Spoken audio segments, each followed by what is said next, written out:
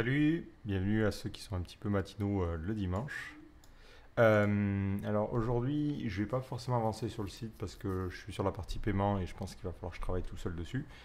Mais globalement, je voulais tester un petit peu les différentes librairies qu'il existait en CSS in JS pour pouvoir les comparer et en savoir un petit peu plus. Parce que je suis amené à les utiliser pour le boulot, mais je sais pas forcément. Enfin, en général, je suis le choix qui a été déjà fait.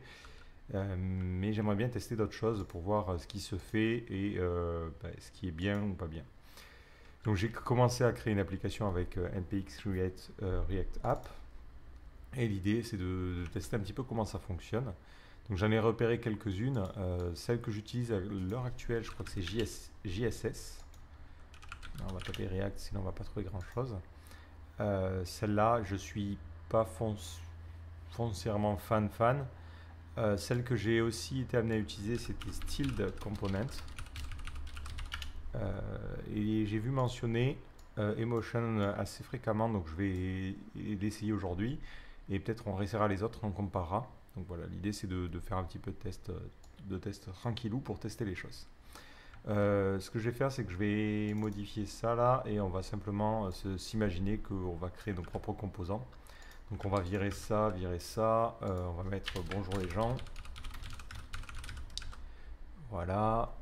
Qu'est-ce qu'on peut virer? On peut virer ça. Ça dégage aussi. Pas de CSS, hein. On va partir sur du CSS in JS. On va virer là. Voilà. Et on est bon. Ok. Donc l'idée, par exemple, pour commencer, c'est de se dire, tiens, on a envie de faire un bouton et de le styliser un petit peu de manière sympa. Donc on va commencer par utiliser Emotion. Donc je fais un yarn add Emotion. Ok. Ensuite, on nous explique rapidement comment ça s'utilise. Donc, basiquement, ça utilise le principe des templates string. Donc, on va faire ça pour pouvoir taper ça plus rapidement. Et sur ce template string, on va mettre du CSS à l'intérieur. Et ça fonctionne bien. On nous explique, si tu veux l'utiliser avec React, il faut que tu fasses ça. Je vois pas trop la différence entre ces deux-là. Mais on va essayer directement de faire ça. Donc on va aller créer un nouveau fichier, qu'on va appeler button.js. Alors on va créer un dossier components et on va créer button.jsx. Voilà, on va tout simplement ne pas s'embêter et dans ce button.jsx, on va renvoyer une fonction. Donc on fait export default function button et on retourne comme ça une div. Bon, à première vue, ça n'a pas l'air très compliqué, hein. Ça a l'air très simple même. Ça fonctionne comme ça. Alors là, il me parle de CX, mais à aucun moment il l'utilise, donc je ne sais pas trop à quoi il fait référence, mais bon. Et dans ce index.js, ce qu'on va faire, c'est que dans le app, on va mettre un petit bouton. Donc on va s'imaginer que ça, c'est un H1.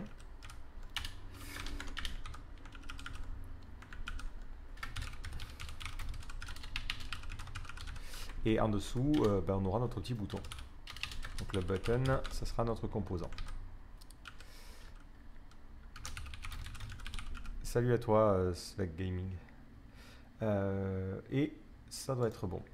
Donc là, on va importer ça et on sauvegarde. Donc il me dit que React doit être dans le scope. Effectivement, il faut que j'importe React pour que ça fonctionne.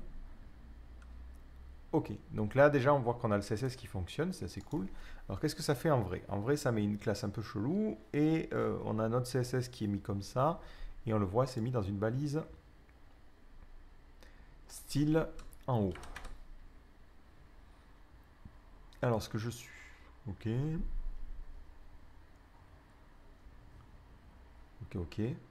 Alors maintenant la question que je me pose,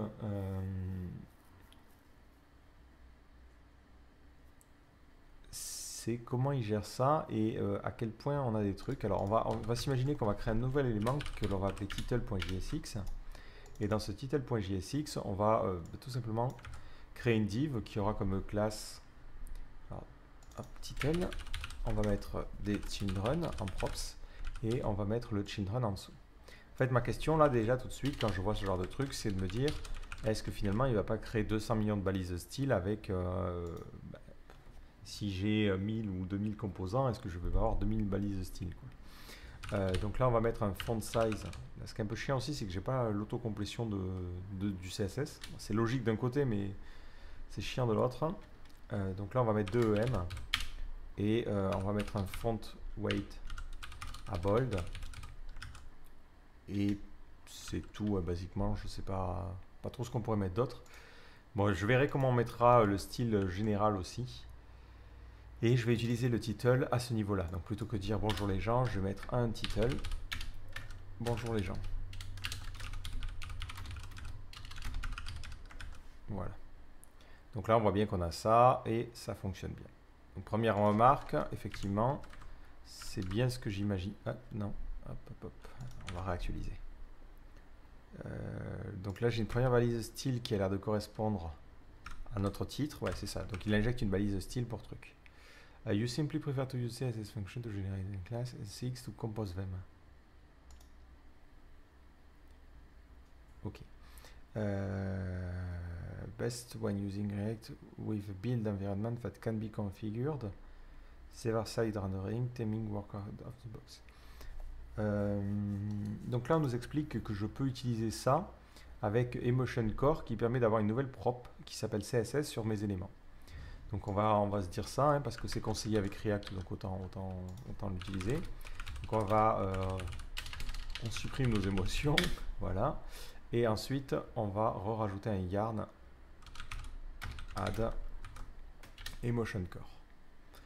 Ensuite, on nous explique que pour l'utiliser, c'est la même chose, sauf qu'au lieu d'importer de Emotion, on va importer de Emotion Core. Donc dans notre button ici, je vais importer depuis @emotion /core et je vais faire la même chose pour mon title. Et normalement, si tout va bien, je ne devrais pas avoir de différence à l'affichage, normalement. Hein. Donc dans la console, on me dit que ça c'est importé mais pas utilisé, effectivement. Et maintenant, ce que je vais pouvoir faire, c'est lui dire ici, je vais utiliser du CSS et là du CSS. Voilà, c'est censé marcher un petit peu tout seul, d'après ce qu'ils disent.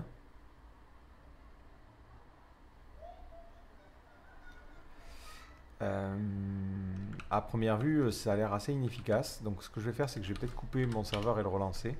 C'est possible qu'il n'ait pas chargé la dépendance correctement. C'est un petit peu long à relancer.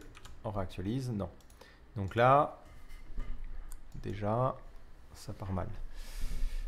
Ça part mal parce que j'ai l'impression de vraiment faire ce qu'ils disent. Hein.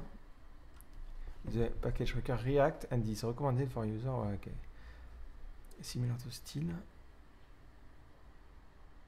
Je sais pas vous, mais j'ai l'impression d'écrire la même chose. Hein. Ok.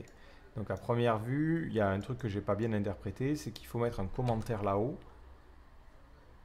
Ouais, ça a l'air un peu bizarre parce que ça veut dire que les...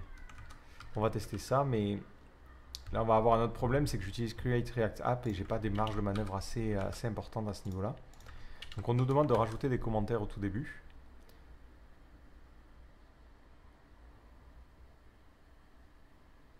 Ok, ce qui crée d'autres erreurs. Alors, Emotion, Create React App. On va voir s'il y a des recettes avec ça.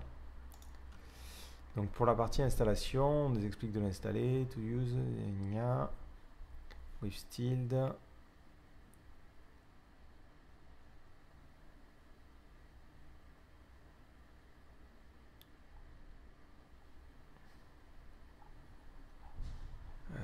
Je veux bien, mais là tu m'expliques comment utiliser avec Babel, mais pas forcément avec Create React App. Alors on va...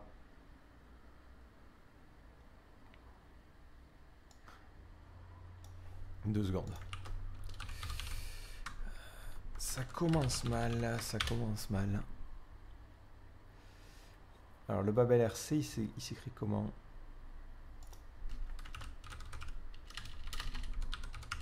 Ah, c'est babel.config.json et on nous explique qu'il faut faire tout ça.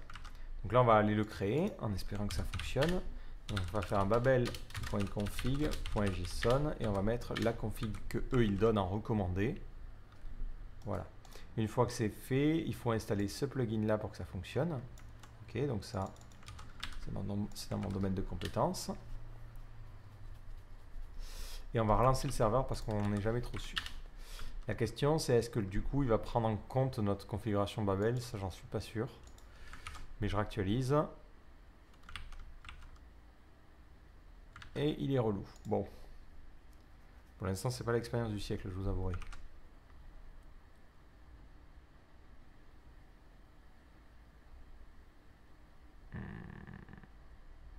Alors, on va repartir dans notre recherche Google, là. Et on va regarder s'il y a des meilleures explications. Voilà. Là, il y a quelqu'un qui pose la question. Ouais, donc on est parti pour aller voilà, là, quel enfer.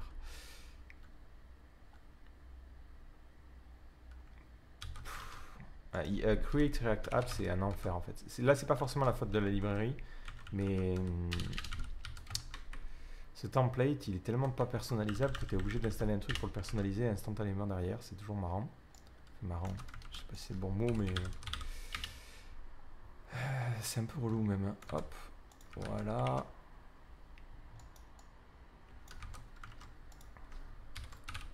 Donc là, il y a la racine, il faut créer un fichier config-overrides, config-overrides.js. Voilà, donc là il nous explique that's it, you should be able to still using the CSS props. Ah, attendez 2 secondes, j'ai mon iPad qui se met à faire du bruit. Je vais le couper.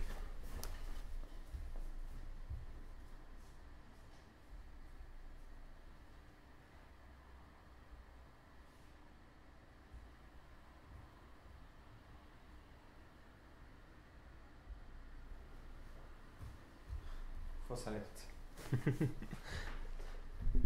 Fausse alerte, c'est l'iPad des voisins qui a la même sonnerie que moi, génial. C'est le réflexe de Pavlov. Ok, donc là on m'explique que normalement c'est bon, donc si je refais un coup de yarn start, c'est censé marcher. Il me dit qu'il trouve pas ce module là. Ouais, bon déjà, pas très bonne expérience concrètement, hein. Je vais pas vous mentir. Les trucs où il faut installer des trucs et des trucs et des trucs, en général c'est quand même pas mal pour bien me gonfler.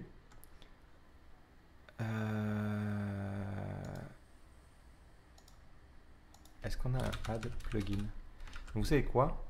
On va supprimer ce que je viens de faire là. On va faire un yarn.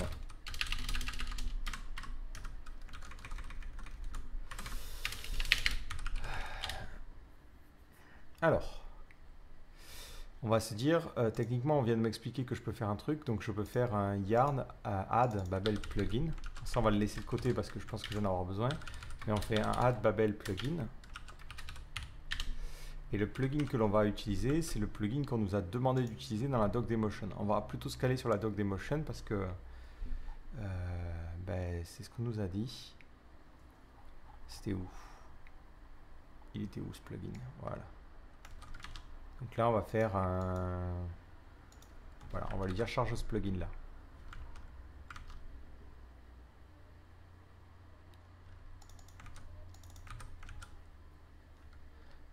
Ok, donc on est reparti, je refais un yarn start et là on croise les doigts, c'est censé fonctionner. Non. Du coup, on décroise les doigts, on fait ça. Expérience de dev 0 sur 20. Hop.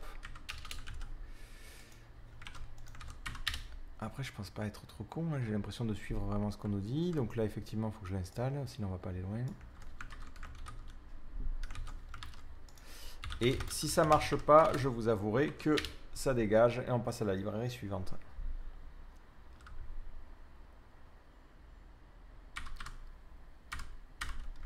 Là, j'ai installé le truc qui me demandait d'installer. Donc là, on refait un coup de yarn start.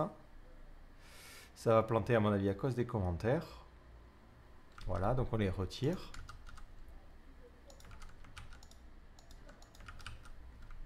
Et là, ça remarche, ok. Au niveau de l'inspection, si je regarde dans ma console, bon, on se retrouve toujours avec les classes bizarres. Ça, c'est un peu le truc. Et tout en haut, j'ai mon style. Donc la seule chose que ça a changé au final, c'est que je peux mettre ça directement dans une propriété CSS. Alors concrètement, je suis pas trop fan parce que C'est pas propre à React pour le coup. Et qu'est-ce qui se passe si je fais un yarn build du coup pour construire les sources? Est-ce qu'il va extraire un CSS maison ou non? Ça c'est la question aussi. Parce que moi j'aime bien quand même savoir avant de me lancer ce que ça va donner quoi. À première vue, on n'a pas de CSS à l'horizon, hein, concrètement, et on voit que bah, ici, dans ces chunks-là, je vais me retrouver sûrement avec un peu de mon CSS qui serait injecté dans le body. Ce qu'on va faire, c'est qu'on va faire un php-s, on va démarrer un petit serveur de développement et on va se baser sur le dossier de build comme base, comme ça nous permettra de le tester. Voilà. Donc là, je vois bien change my color, et si j'inspecte dans le head, par contre là c'est un peu mieux parce que j'ai qu'une balise style. Alors un petit peu mieux, il faut le dire vite, parce que j'ai effectivement ma balise style qui ne contient aucun style. Et dans la partie body, je vais bien me retrouver avec ma div qui a l'id root. Et ensuite j'ai mon élément qui va être stylisé avec ces fameuses classes.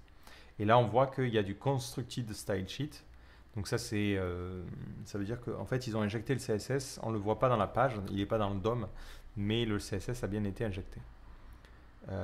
Donc c'est pas mal. Ok, sur la prod ça me va. Parce que ça apparemment c'est plus performant que injecter du style à la main. Donc ça veut dire que pendant le dev il doit injecter le style, et après pendant le build, bah, tu as vraiment le CSS qui est directement mis en haut et il n'y a pas de problème quoi. La question que je me pose, mais ça va être dur à tester. Ouais non, bon, on va rester sur ça. Ok. Bon, en tout cas, on voit clairement que déjà l'intro elle fonctionne pas, donc ça c'est pas terrible.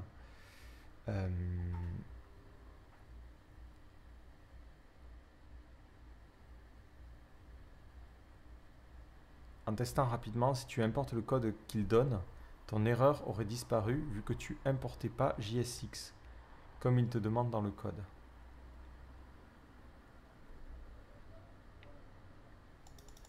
D'accord, donc tu veux dire qu'en fait je suis un putain d'âne et que j'ai pas suivi la consigne, c'est ça hein. Donc on va partir sur le principe que tu as raison. Alors je vais juste marquer ce directory as excluded. Et bah, du coup on va revenir sur la config. Donc on fait ça. On fait ça. Hop. Ok, donc on supprime ça du coup. Et là tu me dis, en fait, toi t'es trop con parce que ce qu'il fallait que tu importes c'était JSX là-haut. Et que tu utilises du coup le commentaire comme ça. Parce qu'effectivement, si tu l'importes pas, bah, il va pas être capable de le trouver. C'était ce qu'il disait. Alors on va tester ça tout de suite. Il devrait mettre des erreurs plus évocatrices pour les gens qui suivent pas trop bien, qui ont du mal à être attentifs. Donc on coupe, on relance. Hop, on réactualise la page. Ok, là ça fonctionne effectivement. Et si j'inspecte ça, ok, donc là j'ai les source maps, donc ça c'est déjà super. Et ça injecte dans le style, ok. Et on va faire un... Vous savez quoi, on va laisser ça ouvert. On va laisser notre commande PHP aussi ouverte. Et on va refaire un yarn build. Ici, yarn build. En fait, je suis quand même curieux de voir ce que ça donne en sortie. Moi, c'est la sortie qui m'intéresse parce que ces librairies-là, souvent tu développes, ça se passe très bien. Et puis après, une fois que tu déploies, tu réalises que c'est pas terrible. Donc là, on a la même chose. Je pense qu'au final, on aura le même résultat. On va voir ça. Localhost de .8000. Je vais avoir, à mon avis, une balise style qui est vide et il construit le truc. Ok. Merci pour l'abonnement. Enfin, pour le follow. Du coup, ok. Ok. Donc on a été où? Donc là, on testait l'introduction. Bon, un peu chiant parce qu'il y a un peu de tooling à utiliser. Donc avec Create React App, ça peut être un poil relou, mais ça peut passer. Donc on a installé ça. Ok. Faudrait que je vois avec TypeScript comment ça peut fonctionner parce que, à mon avis, la propriété CSS, il va pas la connaître sur les éléments, donc il risque de râler. The primary way to steal an element union, it provides a consistent and flexible API to steal. Là, pour l'instant, ça ne dev rien. Je fais juste de la veille un petit peu. Donc, ça, il le convertit en ça, qui rajoute sa surcouche en plus. This method will not work with Create React App or other projects that do not allow custom Babel configuration. Ok. Ok. Ok. Any component or element that accept a class name prop can also use the CSS prop.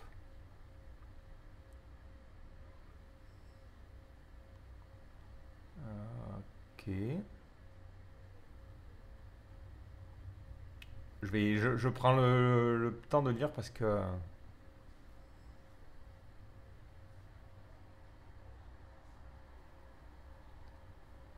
Alors, to pass a string style, you must use CSS, which is exported with Motion Core. Oui, mais c'est... Enfin, pourquoi il nous le précise maintenant? Ah, parce qu'il nous explique que je peux utiliser des templates. Ok, ok. A class name containing emotion style from the class name prop override CSS prop style. Class name containing emotion style. Putain, c'est pas clair, qu'est-ce qu'ils disent là? Class name from source over element.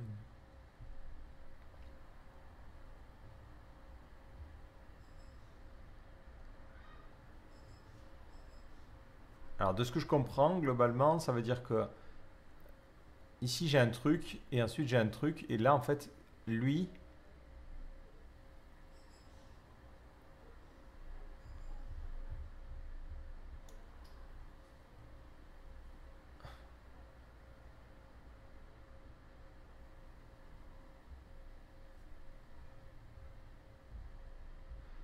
Ok. Donc là en fait on m'explique que basiquement le composant P il va avoir ces propriétés là qui vont être converties en CSS et l'article component qui rajoute ces trucs là voilà, donc chacun rajoute ça et en finalité c'est lui qui va l'emporter, c'est ça? Line 8 1.5, c'est à dire qu'il va ignorer toutes les autres? Non, justement. Normalement, le font size qui devrait gagner, c'est le 10, parce que c'est celui qui a été rajouté en dernier. Ensuite, c'est ça. Non, c'est OK. Donc, en fait, c'est le parent qui l'emporte toujours. Donc, dans ces propriétés-là, ben, finalement, c'est oui, c'est logique. Enfin, ça paraît assez logique. Je ne sais pas pourquoi ils disent...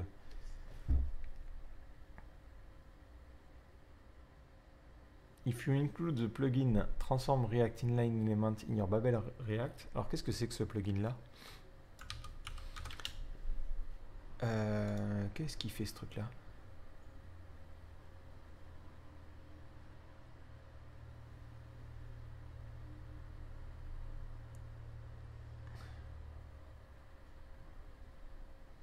Ok, je vois pas trop l'intérêt, mais c'est ce que je déteste ça, les plugins Babel. On t'explique ce que ça fait, mais on t'explique pas pourquoi ils sont là, quoi.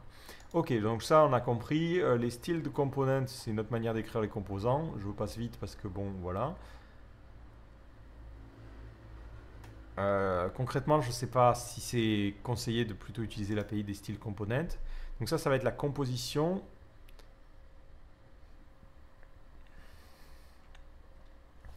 Alors on va quand même styliser un petit peu mieux ce bouton-là. Ouais, quoique bon. Ouais, on s'en fout. Composition is one of the most powerful. Ok, Daninia. Donc l'idée serait par exemple de se dire, je vais aller créer... Est-ce qu'il le sépare dans un fichier? Non. Alors, nous, on se dirait, j'aimerais bien avoir un style pour les boutons. Donc, on va aller créer un nouveau dossier que l'on va appeler style. Et on s'imagine créer un button.js. À l'intérieur, je vais faire un export default. On va l'appeler button style. Button CSS.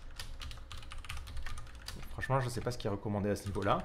Et on va utiliser un petit peu de CSS. Donc on va se dire, pour ce bouton-là, on va mettre un petit peu de padding. On va mettre 3 pixels sur le haut et 10 pixels sur les côtés. On va dire que la couleur est blanche. On va dire que le border radius, il est de 3 pixels. Et la couleur de fond, elle est noire. Comme ça. Et la couleur, elle est comme ça.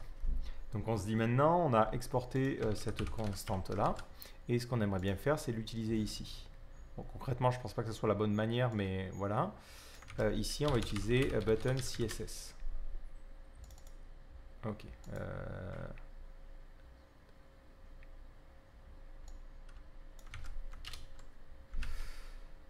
ça, il faut l'importer. Attendez. Hop, hop, hop.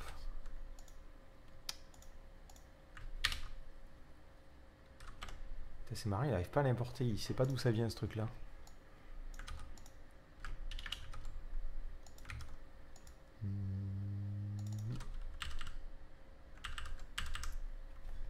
Ça, on n'en a pas besoin.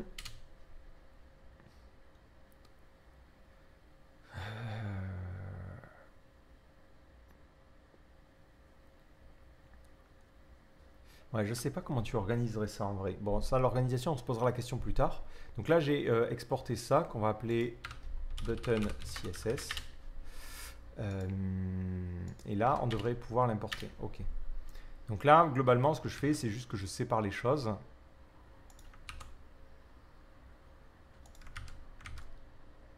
Pour avoir un petit peu plus de clarté. Mais c'est pas très efficace. Qu'est-ce qui se passe? Oui, je regarde la version build, donc forcément. Donc là, on a bien notre bouton. On va peut-être lui dire que ce bouton, ça va être un button, en fait. Ça sera plus logique. Voilà. On va rajouter un peu de style. On va dire que le padding, là, il n'est pas terrible. Donc, on va rajouter 5 pixels en padding. Et on va rajouter qu'on veut pas de bordure. Voilà. On va rajouter un curseur de pointer. Moi, je trouve que c'est plus naturel d'avoir le petit doigt qui fait ça. Et on va lui dire que lorsque tu passes dessus, je veux que tu rajoutes un background et on va mettre du gray. Je sais pas si c'est la version anglaise ou... Ok. Donc là, on est pas mal. Je pense que sur le padding, on peut être un petit peu plus extrême. Ok. Donc là, on a notre petit bouton. Et je me dis, j'aimerais bien composer. C'est-à-dire, j'aimerais bien créer un bouton qui, lui, serait rose, par exemple. Donc là, ce qu'on me dit, c'est que je peux lui dire, tu fais un CSS, tu mets ce que tu veux, et tu rajoutes avant le button CSS. Donc comme ça, tu fais un genre d'héritage. Et là, je vais lui dire que le background, il va être red, si je comprends bien. Et j'importe ça là-haut. Ok, ok, très simple.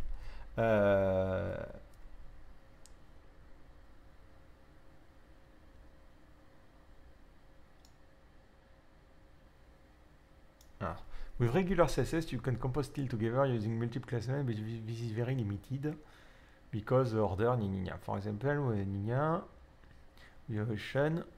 Waouh, c'était pas la page la plus compliquée. Donc object style, basiquement, on m'explique que si j'aime bien, je peux utiliser des objets pour le style. Concrètement, je vois pas trop l'avantage.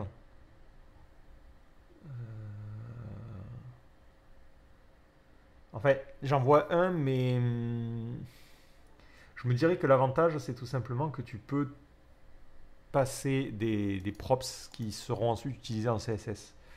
Donc là, ça pourrait être intéressant. Tu pourrais lui passer un objet qui contient des choses que tu veux mettre. Donc nested selector, donc ça j'imagine que c'est pour sélectionner des éléments qui seraient enfants. Donc ça c'est pas très compliqué, enfin, au final ça fonctionne comme du CSS. Les media query, c'est bon.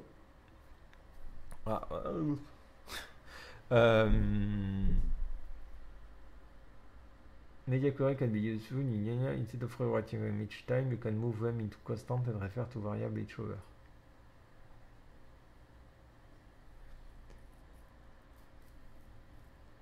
Ouais, ok. Putain, en fait, c'est une combinaison de librairies. Tu dois connaître tout un écosystème, c'est un enfer, quoi.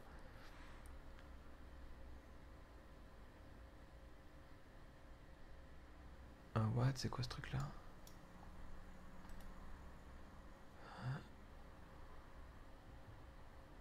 De ce que je comprends, en fait, tu définis le style et en fait, chaque style va correspondre à une media query particulier. Ouais, non, c'est nul.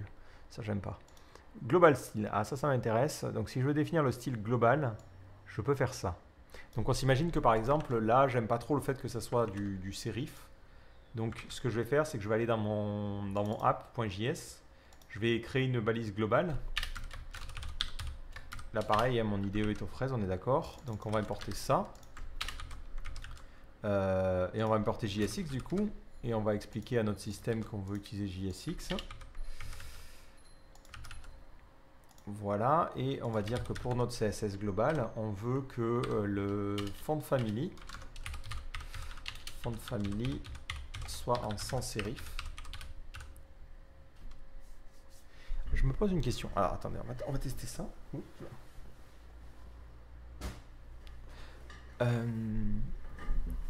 Alors on va entourer tout notre truc, hein, tout notre truc du global ici.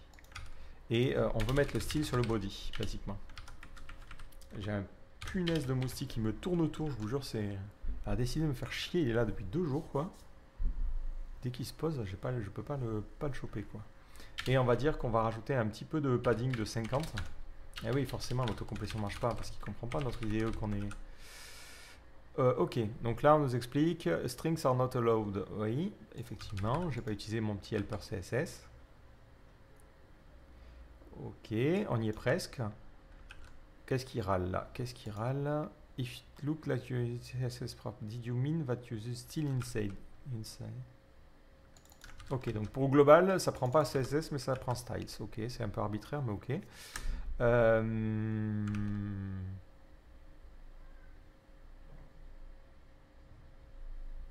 D'accord, donc en fait c'est pas une balise qui englobe, c'est tout simplement une balise qui s'auto-ferme pour rajouter du CSS globalement.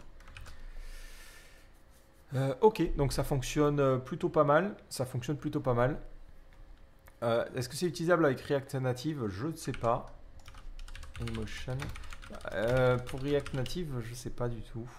Il y a Emotion Native apparemment. Donc ça doit marcher, ouais. Ok, donc ça c'est bon, on est bon sur ça. Qu'est-ce que je voulais tester? C'est quoi l'avantage du CSS in JS par rapport à du CSS classique? Alors il faut bien comprendre que ça va être intéressant que si tu travailles avec des librairies comme React ou autre.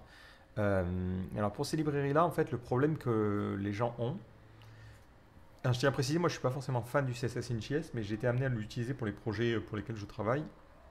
Et c'est pour ça que je m'y intéresse, parce que plutôt que de suivre un petit peu ce qui a été choisi, j'ai envie de mieux comprendre comment ça fonctionne derrière et tout ça. Mais je dirais qu'en fait, il y a plusieurs intérêts. Le premier, c'est que, là on va le voir après, mais j'imagine que tu peux pouvoir changer une propriété par une props. Et l'autre truc qui est intéressant, c'est que tu peux comme ça réutiliser du code et tu es un peu moins embêté qu'avec des classes où il faut faire attention à l'ordre dans lequel ça a été défini. Et ça, c'est pas très pratique. Donc il y a cette notion-là en fait. Mais en fait, ce qui gêne vraiment les développeurs React, c'est que ils n'aiment pas trop le fait de définir le style quelque part, de mettre une classe et ensuite d'utiliser cette classe sur un élément. Déjà, ça fait que tu sépares les choses. Donc eux, ils aiment bien définir tout à un seul endroit.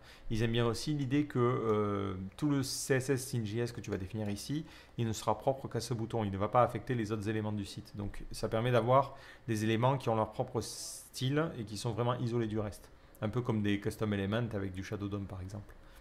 Mais tout en gardant la possibilité de pouvoir l'étendre grâce à d'autres mécaniques. Donc je dirais que ça leur offre une manière de réfléchir qui est plus proche du JavaScript et qui est plus simple pour les gens qui font du JavaScript à longueur de journée. Bon, pour les keyframes, on a compris le principe.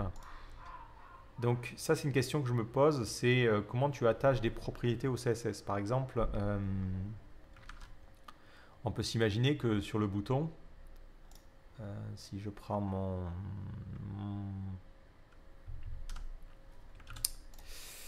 mon app.js ici, je vais avoir une div. Là, on va pas s'embêter, hein, je vais directement mettre du style. Voilà, limite. Ça va être div style, div CSS. Ah, ce qu'on peut faire aussi... Ah, putain, mais... Attendez, je vais l'éclater ce truc-là. Là, il est bien placé. Ah, merde. 2 secondes. Attention, je bouge la souris très lentement.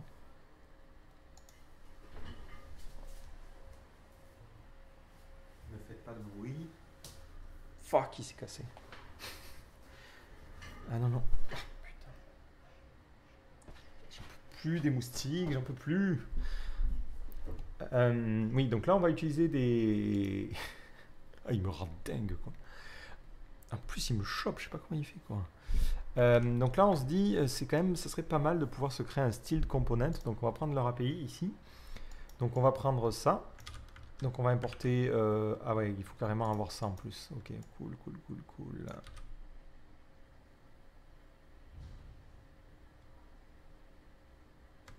Ouais, c'est un poil plus rapide en fait. Ça, c'est quand même un poil plus rapide. Donc on va l'utiliser. Ça permettra de voir une autre API aussi. Donc l'idée, c'est de faire ça. Là, en fait, ce que j'ai envie de faire, c'est tout simplement de mettre des boutons dans des éléments qui ont un peu d'espace. Donc je vais importer ce truc-là. Voilà. Et on se dirait, par exemple, là, j'ai une box ou une row. Et la row, c'est une div qui a une marge en bas de 10 pixels, par exemple. Et après, ça me permet ici d'avoir directement... Dégage, putain. Je peux avoir une row avec mon premier bouton, comme ça. Et je peux avoir une seconde row avec mon autre bouton. Et en fait, ce que j'aimerais bien faire, c'est ici lui dire que c'est un bouton. Alors, on va pas mettre type parce que type, ça va être déjà utilisé pour les boutons. Donc, on va mettre variante et on mettra primary, par exemple, pour un bouton primaire. Et on aura une variante secondary pour un bouton secondaire, par exemple. L'idée, c'est de pouvoir changer la couleur en fonction de la variante. Au niveau de ce button, là, je vais retirer ce que j'ai fait ici. Et on va voir un peu ce qu'on peut faire.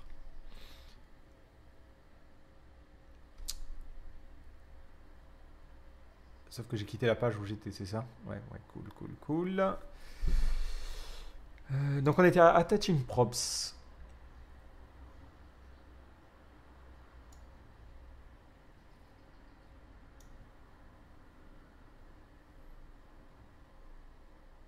Alors, some CSS in JS offer API to attach props to components. Instead of having our own API to do that, we recommend creating a regular React component using the CSS prop and attaching prop like you would with any other. Note that if CSS passed done via this prop, it will take precedence over the CSS in the component.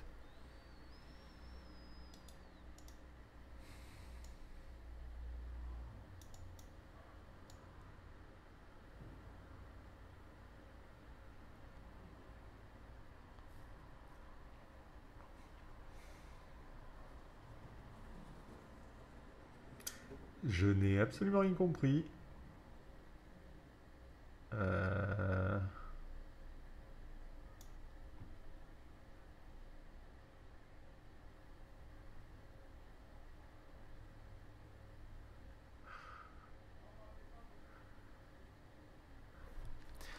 Ouais, en fait, j'imagine que là, ce qui m'explique, c'est que j'ai pas forcément à m'embêter. J'ai juste à faire un const primary et dire que c'est du CSS. Bon, là, on va laisser la valeur par défaut et dire que secondary, ça serait du CSS, où là, on mettrait un background gray par défaut, background de point gray.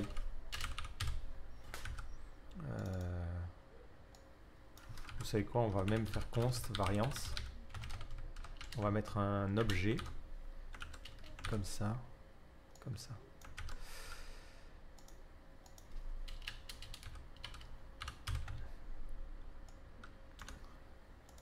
Ouais, après tu peux... Ouais, techniquement, je vois ça. Alors, je me fais pas 1v1 par la mouche, là. Elle gagne... Et c'est pas une mouche, c'est un moustique. J'avais pas mis un truc dans le bouton, oui. Là, on va mettre un children. Donc, basiquement, en fait, oui, effectivement, j'ai pas besoin...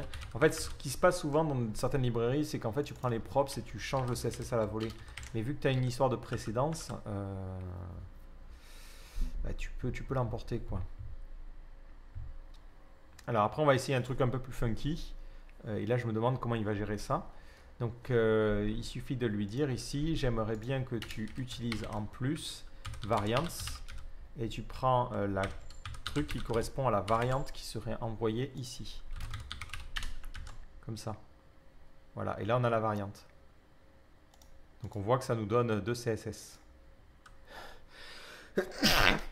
Ça nous donne une variante différente, normalement. Dans le bouton. Donc là, on a un G et là, on a QO. Maintenant, la question que je me pose, c'est... imaginons, je vais créer ici un petit champ qui va me permettre de changer la valeur de la couleur. Désolé. Donc on va faire un const color, set color, comme ça. Et on fera un use state et on mettra que par défaut, ça aura cette couleur horrible FF00. Et je me dis, je vais créer un champ qui va permettre de changer cette valeur-là. Donc on va le mettre ici. Donc on va créer un input qui sera de type texte et qui aura comme valeur la valeur de la couleur. Et on aura un onChange. Et lorsqu'on change la valeur, on lui dira de faire un set color de e.target.value. Maintenant qu'on a ce champ-là, ce que l'on va faire, c'est que cette color n'existe pas. Oui, effectivement, il y a une majuscule. On va lui dire, sur ce bouton-là, ou même celui-là, j'aimerais bien que tu rajoutes du CSS. Et la valeur de ce CSS, ça sera tout simplement un background. Et j'aimerais bien que tu récupères la couleur que l'on aurait injectée dans le champ, par exemple. Comme ça. Donc là, ça ne marche pas parce que notre bouton ici ne prend pas en paramètre toutes les props. Donc on va lui passer toutes les props. Et normalement, ensuite, il faut lui passer toutes les props comme ça. Et d'après ce qu'on avait vu, c'est censé fonctionner. Donc on voit que ça marche bien. Si j'inspecte ici, on a bien notre background rouge.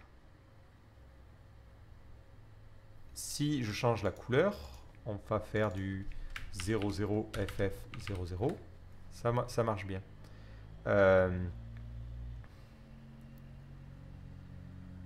Bon, en vrai, c'est pas très efficace parce que j'imagine hein, ce qui va se passer, c'est que ici, là, au fur et à mesure que je vais faire des modifs, voilà ce qui se passe.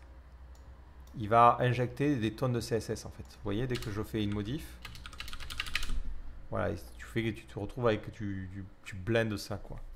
Donc la question que je me pose, c'est est-ce que ça fait la même bêtise en build? J'imagine que oui en fait. Donc là, j'aurais tendance à dire qu'il faut pas faire comme ça quoi.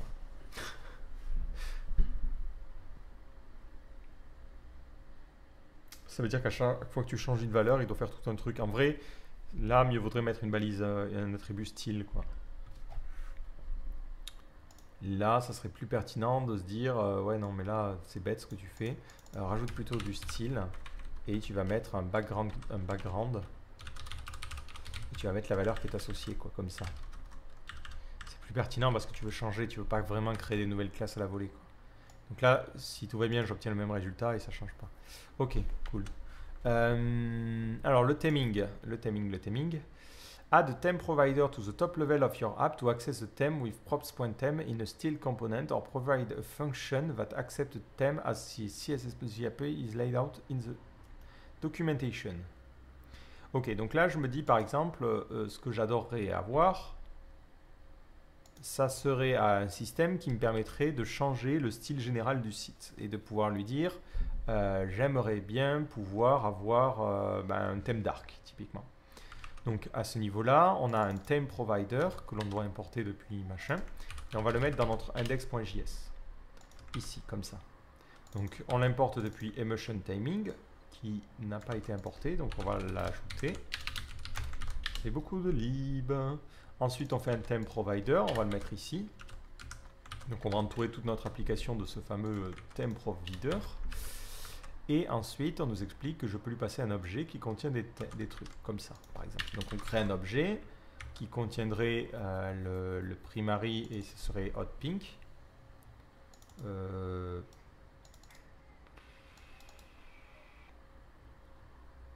va mettre black, 0, 0. 1, 2, 3, 4, 5. Voilà, et du coup, je passe ce thème à ce niveau-là.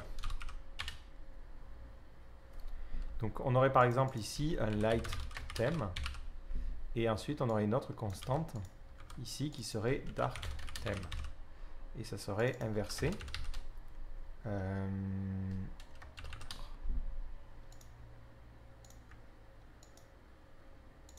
là on va mettre plutôt background.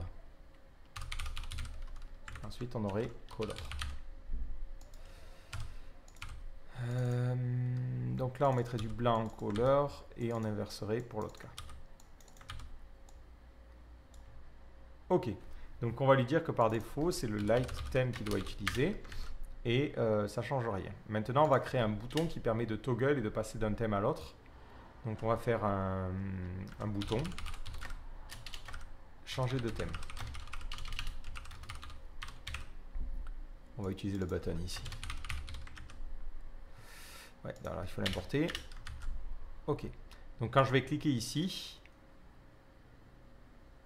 ben, j'ai envie que ça change de thème. Donc on va lui dire on click égale.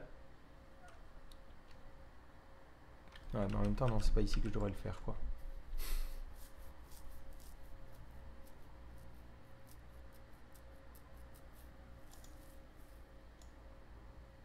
Non, c'est pas ici que ça devrait être. C'est pas ici que ça devrait être. Donc on va trouver notre app. Bon, même si c'est pas pertinent, mais ça on va le garder. Ça on va le mettre là.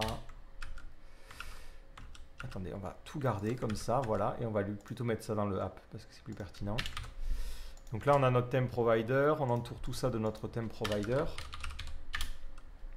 On va lui dire d'utiliser le light theme par défaut. Voilà. Hop, on entoure tout notre truc. Après, je pense qu'on aura fait le tour de tout ce qu'on peut faire avec cette librairie-là, en tout cas.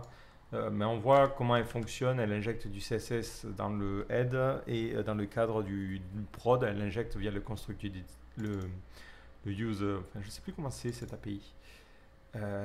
Voilà. Donc maintenant, on va lui dire. T'as vu les keyframes? Ouais, je regardais, mais j'ai vu comment ça fonctionnait. J'ai pas forcément testé parce que c'était pas très intéressant.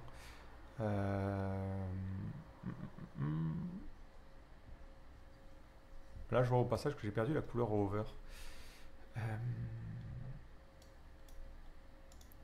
Ok, donc là, j'aimerais bien maintenant lui dire il faudrait que tu utilises la couleur du thème. Donc on me dit qu'à ce niveau-là, plutôt que de...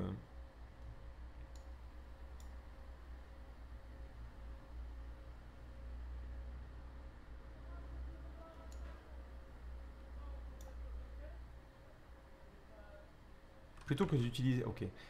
À mon avis, donc ce qu'ils sont en train de m'expliquer, c'est que là, dans le CSS, ce que je peux faire, c'est plutôt utiliser une fonction qui prend en paramètre le thème et qui va renvoyer les trucs. Donc par exemple, je pourrais lui dire de mettre comme background le theme.colors.color.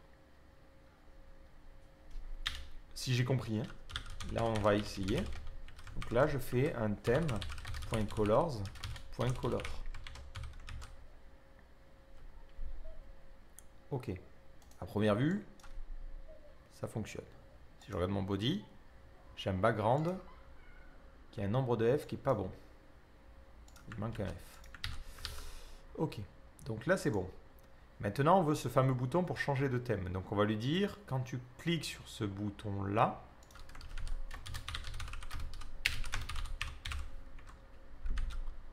je veux que tu changes de thème. Donc on click, toggle thème. Donc ce qu'on va faire, c'est qu'on va faire un const theme set theme use state et on va lui dire de définir le light theme par défaut. C'est pas très malin de l'appeler thème parce qu'on va le confondre, mais bon, c'est pas grave. Et maintenant, on avait appelé ça toggle theme. Donc on va créer une constante qui va s'appeler toggle theme. Ça va être une fonction qui prendra rien en paramètre et qui fera un set theme. Et on lui dira que bon, ça prendra le state. Si le state est égal au light theme, dans ce cas-là, je veux que tu passes au dark theme. Et sinon, je veux que tu repasses au light theme. Voilà. Ça, on le retourne directement comme ça, histoire de faire une ligne et de rien comprendre au code quand on le relira. Et ça ne marche pas. Ça ne marche pas parce qu'il y a une chance sur deux que j'ai fait une erreur, hein, en vrai.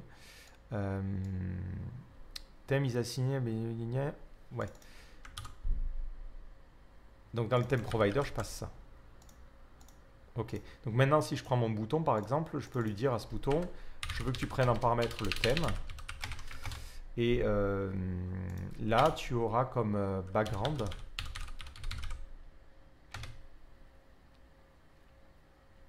la couleur qui est dans le thème. Ou même, on peut laisser ça comme ça là et lui dire dans le button.css, ça sera en fait une fonction et la couleur du bouton, ça sera theme.colors.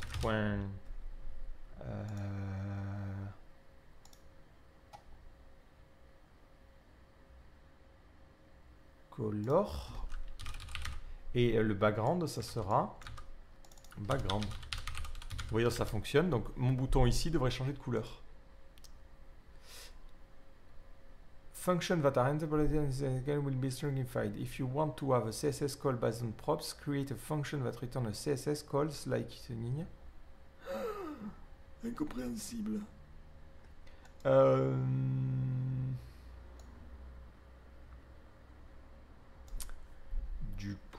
Du coup, j'aurais tendance à faire YOLO, ça peut accepter des tableaux. Est-ce que ça fonctionnerait comme ça? Ça, et ensuite je te passe en second un truc qui est un... Là, je suis en mode impro total, hein, je vous avouerai. Je teste les trucs.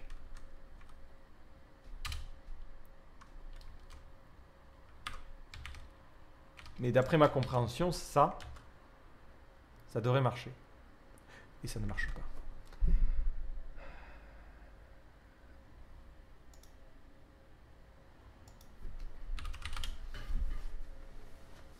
Alors, comment je ferais pour combiner... En vrai, ça marcherait si je m'embêtais pas et si je faisais ça.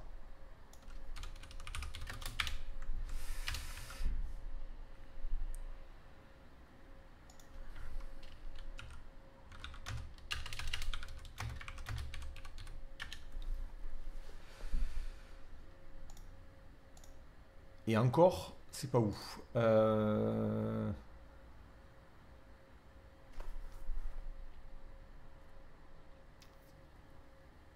Oui, en fait, c'est pas ouf parce que déjà, je me suis gouré ici. Voilà, donc là, si je change de thème, ça fonctionne.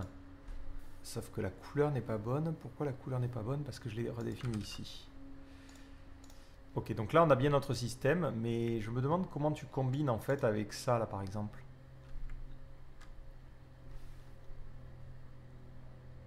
C'est ça qui est pas clair.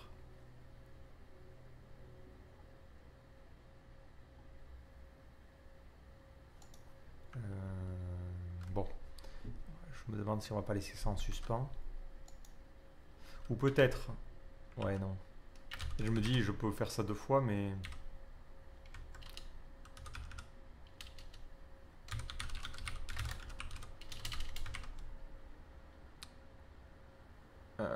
C'était une variante.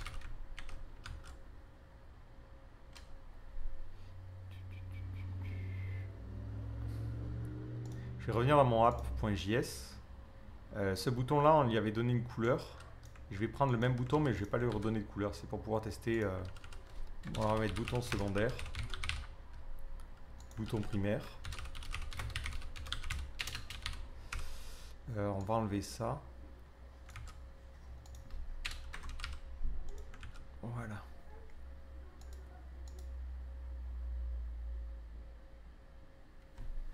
Donc on voit là clairement qu'il y a un souci. Le bouton là a perdu son style. Donc ça c'est normal parce qu'en fait il prend la valeur de la variante.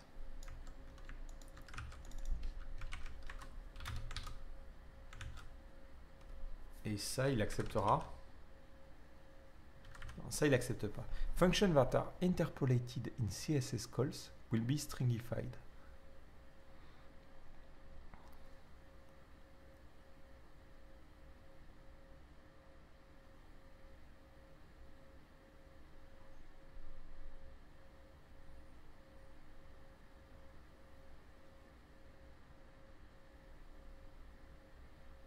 Putain, c'est pas clair, c'est un truc de ouf.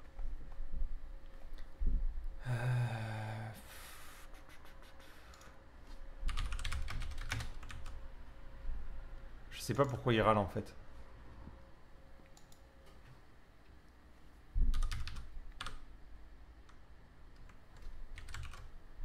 Est-ce que ça du coup ça lui plairait plus en fait?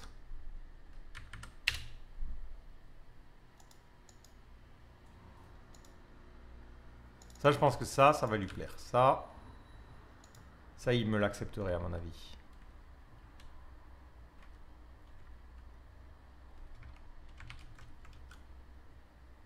Non plus. Ok. Alors là, on vient de rencontrer un petit problème. C'est comment on combine une règle basée sur une fonction.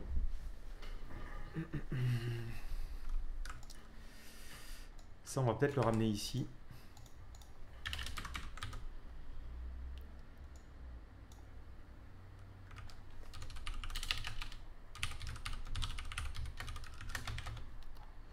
Plutôt que de l'importer.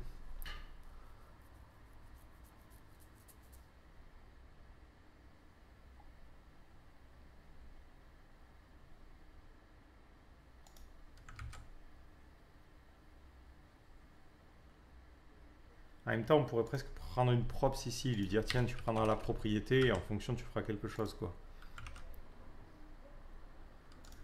Thème, emotion, plus composition. Ouais, c'est ça.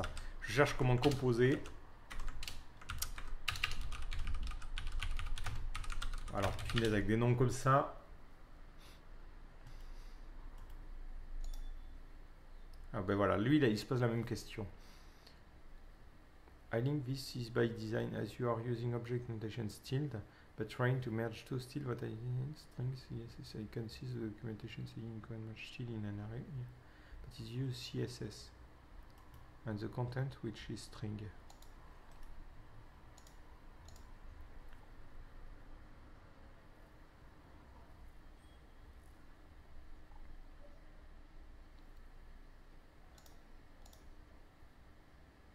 Ok, donc là je viens de femme. Là, je suis quand même pas mal, j'arrive à trouver. Ah non, non, ça a l'air de fonctionner.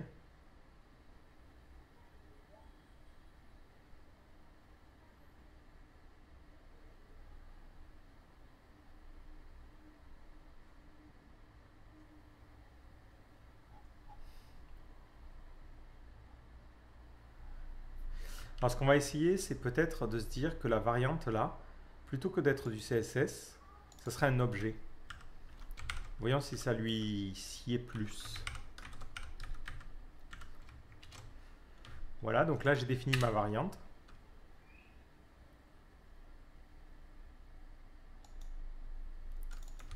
On est d'accord, c'est bon. Donc là je lui dis, prends le CSS du button. Est-ce que ça déjà ça marche de base?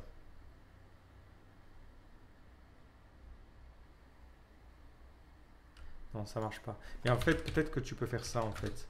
Tu peux faire ça en lui disant, là, prends le thème. Voilà. Et en fait, j'aurais pas eu à m'embêter ici. Attendez, je vais revenir en arrière. C'est ça, en fait, il n'accepte pas que dans le tableau, on ait des trucs qui prennent le thème.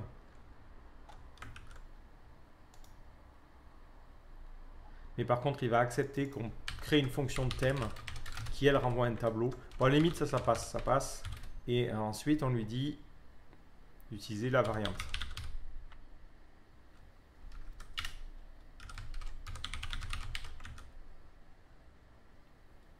Et là, si on passe en... Ok, bon, concrètement, c'est pas mal, c'est pas mal.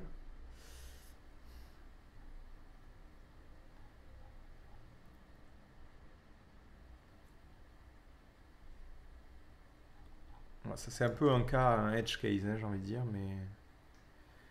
donc ça, c'est bon. Labels. Emotions at the table code label. The value of this is at the end of the class name, so it is more than a hash. Aucun intérêt. Class names.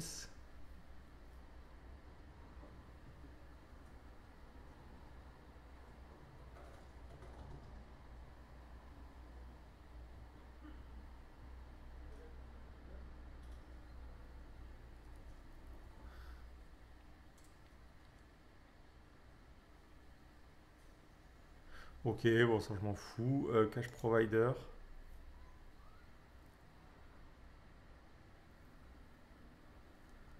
Ok, on a fait le tour, hein. On a fait le tour. Bon, c'est pas mal, c'est pas mal. Bon, ça me convainc toujours pas du CSS in JS, mais je vois à peu près comment ça fonctionne.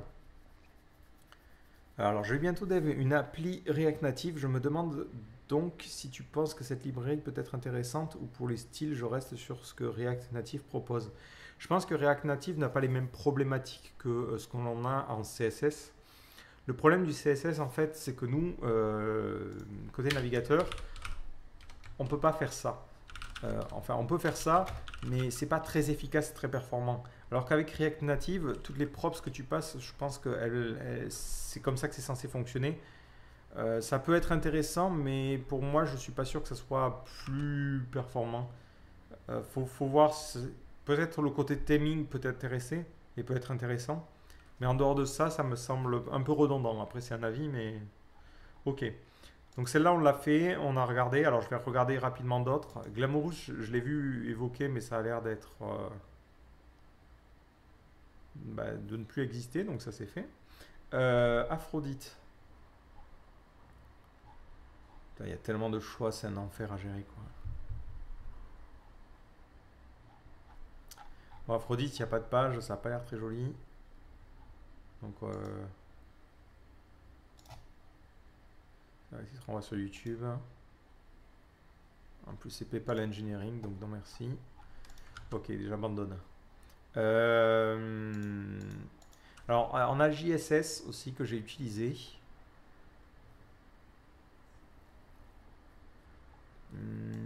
Mais concrètement, j'étais pas très fan. Alors, je vais regarder aussi Emotion Support PHP Storm.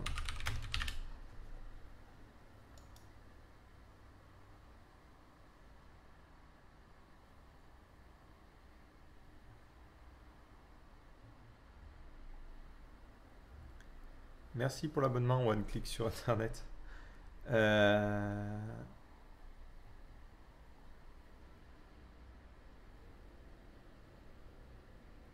Alors ça a l'air de bien marcher, mais...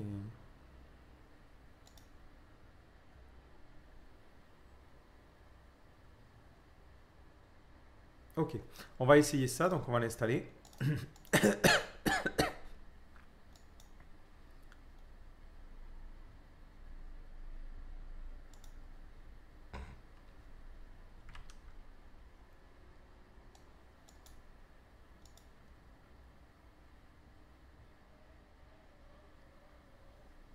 Ok, bon, à première vue, ça n'a pas l'air d'être une très bonne nouvelle, ça.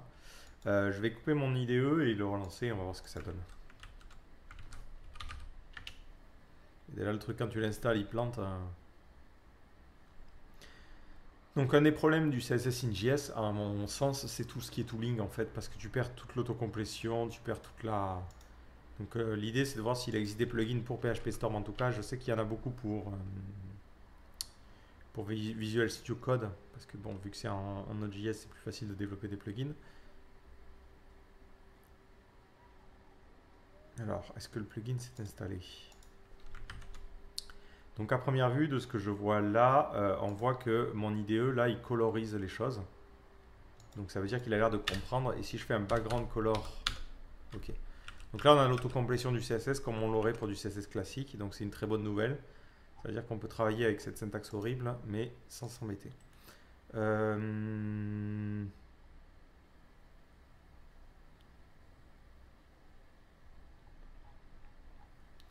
Donc le JSS, globalement, ça fonctionne avec un système d'objets. Tu crées les styles, comme ça. Et ensuite, tu peux les utiliser en faisant un use style et en mettant les classes. Je trouve ça intéressant. Le problème que j'ai, en fait, c'est tout l'aspect composition. Si tu veux juste rajouter une propriété, c'était chiant. Donc là, on va aller directement sur ce qui m'intéresse, c'est la composition. Donc je trouve rien sur la doc composition JSS.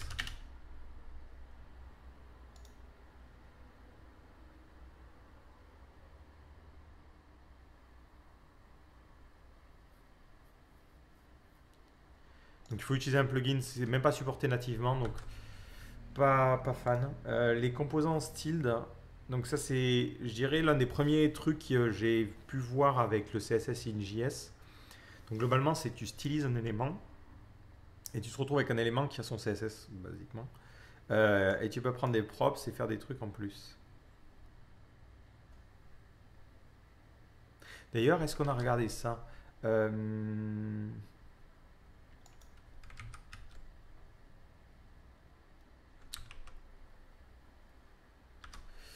On va tester ça rapidement dans notre app. Donc là, on est toujours sur émotion, hein, pour le coup. Je me demande comment ça fonctionne. Si je me dis, tiens, j'aimerais bien créer ici quelque chose qui prend en paramètre.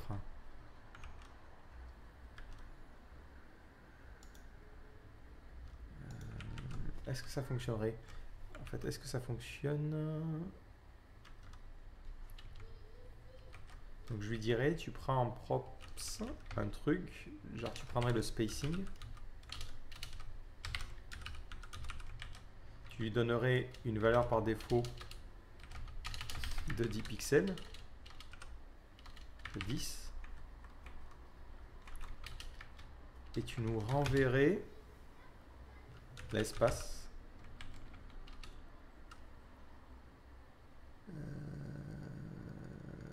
Web en pixels. Ok, donc je fais ça. Et est-ce que maintenant je peux lui dire, j'aimerais bien avoir un espace de 100 ici. On est d'accord, ça marche absolument pas, hein.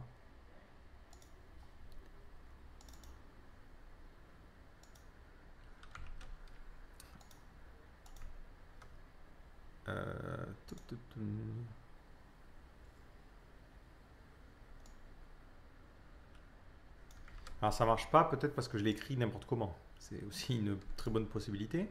Parce que là, de ce que je vois, hein, là où il me le montre, ça a l'air de fonctionner ici. Donc on va... Ah non, non, non, ça c'est censé fonctionner. Alors là, on va prendre les props. Et ce qu'on va faire, c'est qu'on va aller à la ligne. Et on va faire un console.log de props. Et ensuite, on retournera, quoi qu'il arrive, 10 pour pas avoir de problème.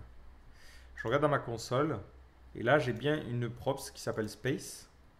Et si je fais ici, si je fais space de point, je lui dis ça vaut 10 par défaut et que j'affiche space. Ok. Donc à première vue, c'est censé fonctionner, hein.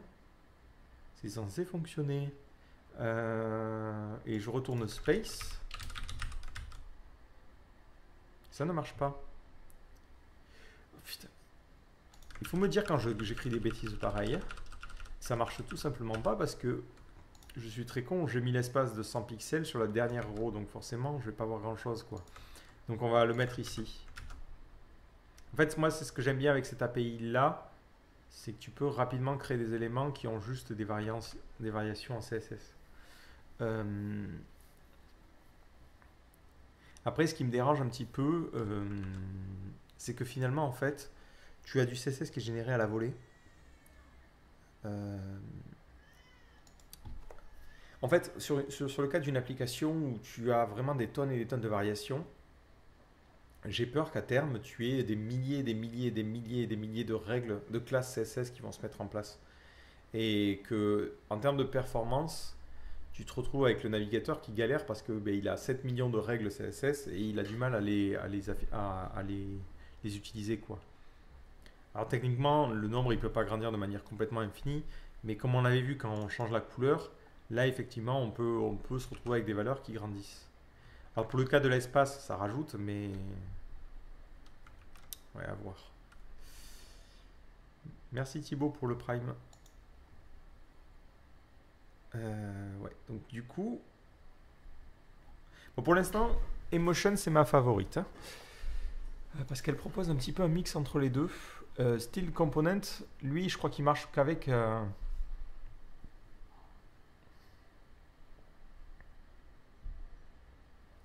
on va regarder un petit peu qu'est-ce qu'il compare. Style de Component versus Emotion.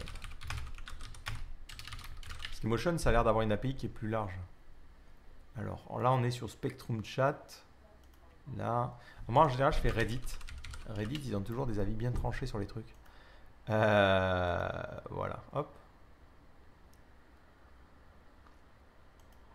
Il faut regarder la date, hein, parce qu'en général... Ok.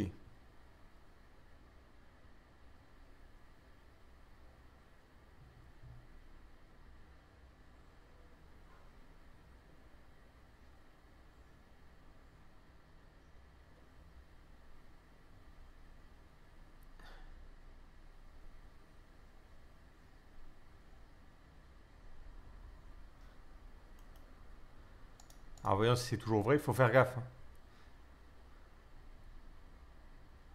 Ok, donc apparemment les source maps c'est pas là quoi. Ah oui, parce que là, donc si on regarde, l'avantage c'est que je sais que ce CSS là il a été déclaré à cette ligne là. Donc ça fonctionne bien de base. Donc ce que je vous propose plutôt que de se baser sur un avis et un commentaire sur internet, c'est peut-être d'essayer. Alors c'est pas forcément très conseillé d'utiliser deux librairies en même temps, mais on va voir ce que ça donne. Style component, documentation, installation.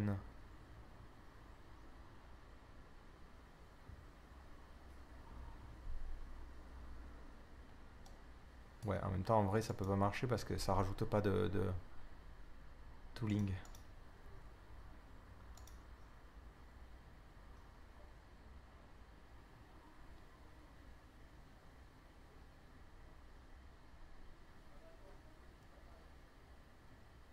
Je me demande comment il va pas. Bah, on va essayer ça. On va juste essayer de créer un lien qui ait une couleur particulière en utilisant style de component et on va comparer ça et après j'irai faire une petite pause. Yarn add. Voilà, c'était juste ce matin, je voulais tester ça, je me suis dit c'est le moment. Ensuite, on a Linia. If you use backend manager yarn that supports the resolution de Linia, we answer m'en fous. Ensuite, ici, on va créer ça. Donc, on crée une constante qu'on va appeler title. Donc, on va le mettre dans notre app et on va l'appeler style de title pour pouvoir le différencier. Et on va le mettre à ce niveau-là. Titre de test. Ok, donc là on voit bien que notre titre de test est bien stylisé. Si je l'inspecte, on me dit que c'est défini à la ligne 26.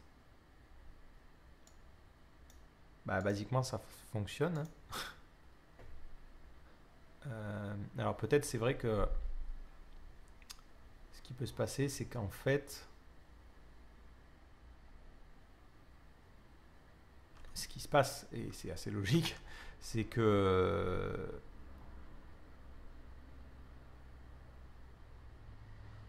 en fait je suis en train d'importer style ici. Donc moi c'est pas celui-là que je veux utiliser, mais c'est import styled from styled component. Je sauvegarde, donc je réactualise et là effectivement on a perdu l'autocomplétion. Alors par contre il nous explique que dans la partie API référence, enfin dans la partie tooling, je peux m'installer ce plugin là qui offre un meilleur debug. Bon, ben, go hein. Donc on Babel plugin style component et on va aller dans notre config override pour ajouter ce plugin là. Voilà, comme ça on aura deux plugins. Je sauvegarde, je coupe ça, je relance. Alors franchement je sais pas comment les deux vont se mélanger ensemble, je dirais qu'il y a une chance sur deux que ça fasse n'importe quoi. Non, ça a l'air de fonctionner. Je réactualise la page. Cannot read property colors of undefined. Et ce qu'on va faire, c'est que dans notre app.js, on va tout commenter.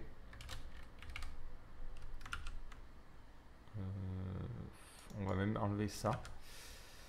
Ouais, on va tout commenter. Hop. Ouais, on va tout commenter. Et on va faire vraiment un composant simple, basique. On va une fonction app. Et on return une div qui dit hello. Est-ce que ça marche? Donc ça, il me dit que React n'est pas dans le scope, donc je l'importe. Ok. Maintenant, j'importe style component.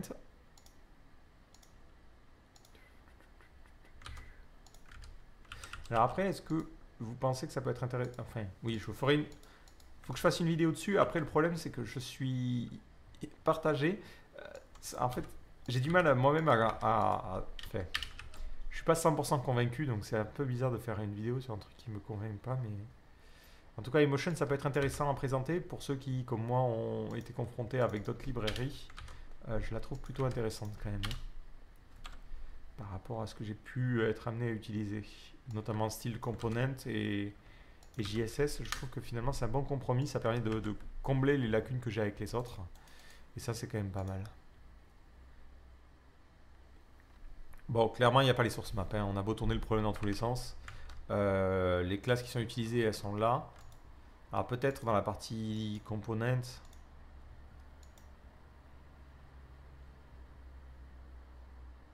Ouais, c'est pas fou, hein. C'est pas fou.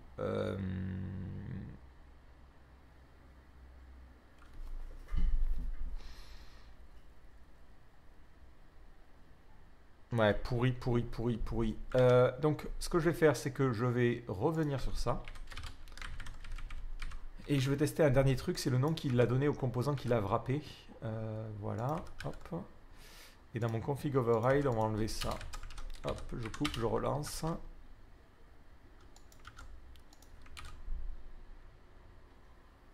Ok, donc là je suis revenu, sauf si j'ai pas fait... Oui, non, c'est ça. Voilà. Donc là je suis revenu à mon exemple de base avec émotion. Et ce que j'ai envie de tester, c'est de voir par exemple ce titre-là qui utilise ce styled. Est-ce que je peux facilement le repérer dans la partie composant? Donc là, si je l'inspecte, on me dit que c'est un styled title. Bon, j'ai deux contextes consumer, mais ça en vrai, faudrait un filtre en fait. Components, add a filter, name, context, point, consumer. Ouais, comme ça on les voit pas.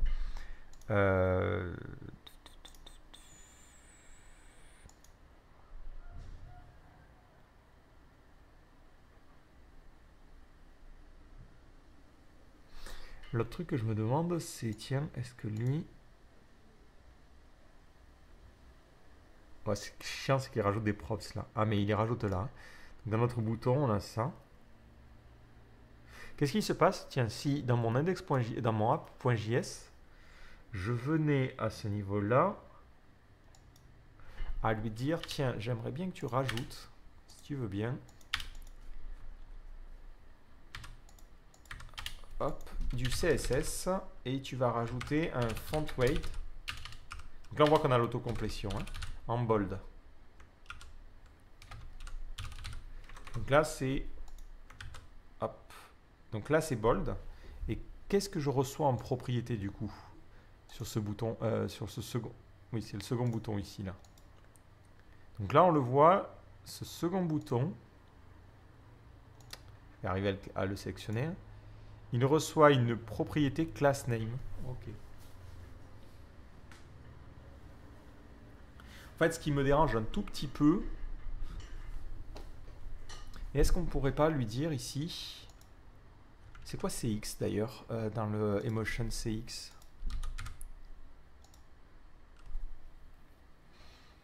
CX, ça permet de composer. CX is the emotion version of popular class names library. The key advantage of CX is that it detects emotion generated class and ensures are overwritten in the correct order. Emotion generated. Ok. Du coup, la question, c'est est-ce que je peux faire ça?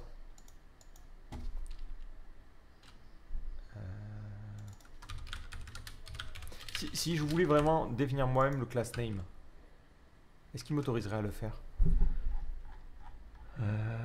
Object style.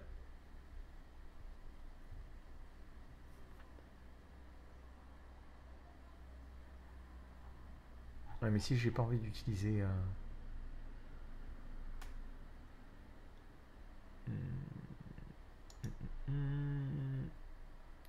Parce que là, dans l'introduction, on m'a expliqué que je pouvais utiliser si je le souhaitais comme ça.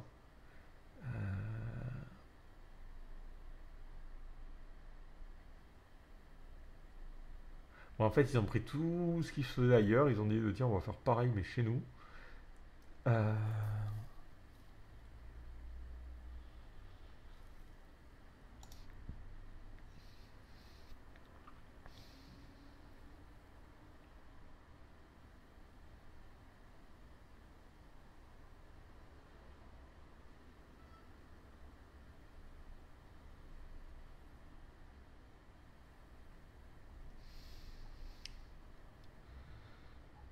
Ouais, bon. Je vois. Ah, you can use CSS with object.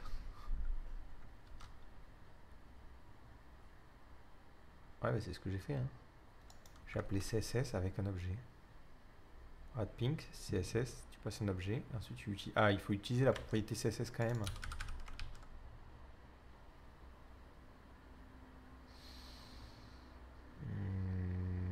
Je comprends pas trop ça, pour être honnête. Ça renvoie quoi en fait? Ah, je sais, je sais. À mon avis, c'est parce que j'utilise pas. C'est ça. Si je regarde ça, ça va me donner un truc chelou. Voilà. Alors que si j'utilisais le CSS de émotion directement, et on va l'appeler CSS as core CSS, là, à mon avis, core CSS, il me trouve pas émotion. Émotion non trouvée. Voilà, voilà, voilà. Voilà, et là il me renvoie, ok. C'est en fait la version CSS de Emotion Core, c'est une version spécifique pour React qui est destinée à la propriété. Je vais y arriver. CSS de React, mais la version Core, elle te renvoie juste une chaîne de caractères qui est la règle qu'il a générée et maintenant ça fonctionne. Et l'avantage, c'est que j'imagine que si tu lui dis j'aimerais bien faire ça 12 fois, il te sort toujours la même classe. Ce qui est légitime, c'était le comportement que j'attendais. Ok. Qu'est-ce que je pourrais tester? Maintenant, la problématique que je me pose, c'est le poids de tout ce bordel-là. Donc, on va sur Bundlephobia, même si ça ne calcule pas bien. Hop, et après, on va essayer peut-être de voir si on peut trouver un package pour ça. Donc, émotion pèse 15 kg, 5 kg minifié. C'est pas petit quand même. Mais j'imagine que si j'utilise que la partie CSS, ça ne doit pas tout prendre en fait. Alors, comment on pourrait faire ça? Create React App, Bundle Sizes, Graph. Je ne sais pas s'il y a une bonne librairie pour Analyzing the Bundle Size. Source Map Explorer, Analyzing the Bundle using the Source Map UVCL to understand the linear.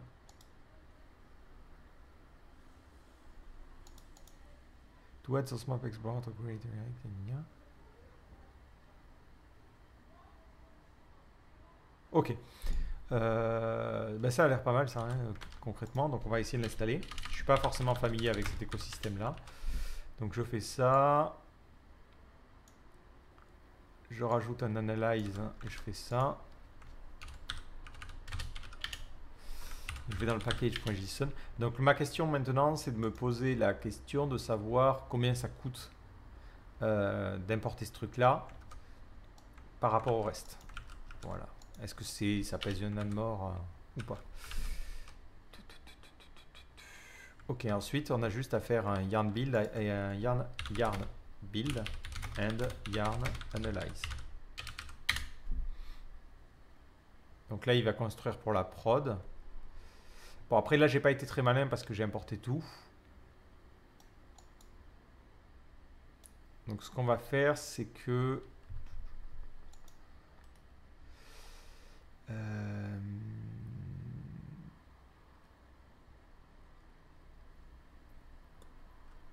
on va enlever cet import là.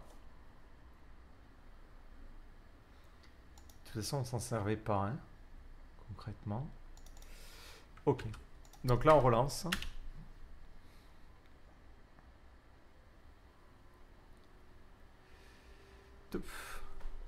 Donc émotion fait 23 kg. Maintenant notre question c'est combien fait émotion de base. Donc là on va prendre notre index.js et on va tout commenter. Donc là c'est vraiment, on a importé quand même tout ce dont on avait besoin dans le cadre de l'utilisation de React. Donc ça fait 25 kg. Maintenant on va s'imaginer, je veux importer juste CSS from emotion. Et ce que j'aimerais bien faire à la fin, c'est lui dire de faire un console.log de CSS. Et j'aimerais bien rajouter une classe pour faire un font weight. Et j'aimerais bien avoir du bold. On ne peut plus simple, l'application la plus con du monde.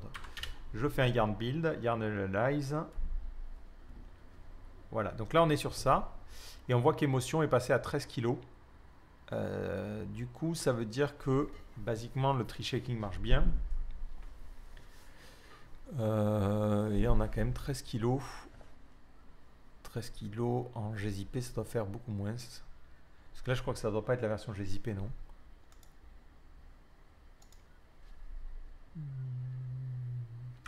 Ouais, c'est ça. Ça, je sais pas ce que c'est. Je comprends rien à tout ça. Au passage, c'est pas mal ce truc-là, là.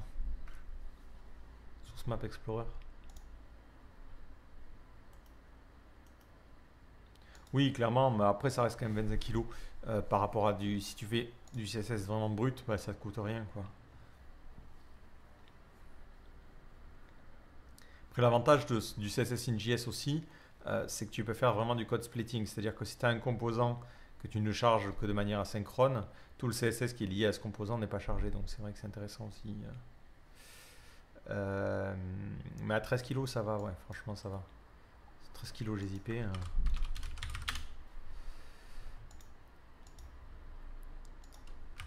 Preact, il fait combien? Ouais, c'est ça. 13 kilos, ça fait du 4 ou 5 kilos, donc c'est large. Par contre, est-ce que Emotion marche avec Preact?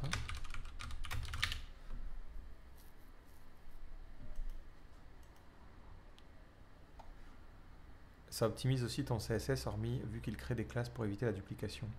Ouais, mais en fait, on a regardé le problème que j'avais. C'est si tu as des classes qui dépendent de props, ce qui peut se passer, c'est que ça en crée beaucoup. Donc ça, c'est un comportement que je pense qu'il faut bien surveiller, quoi.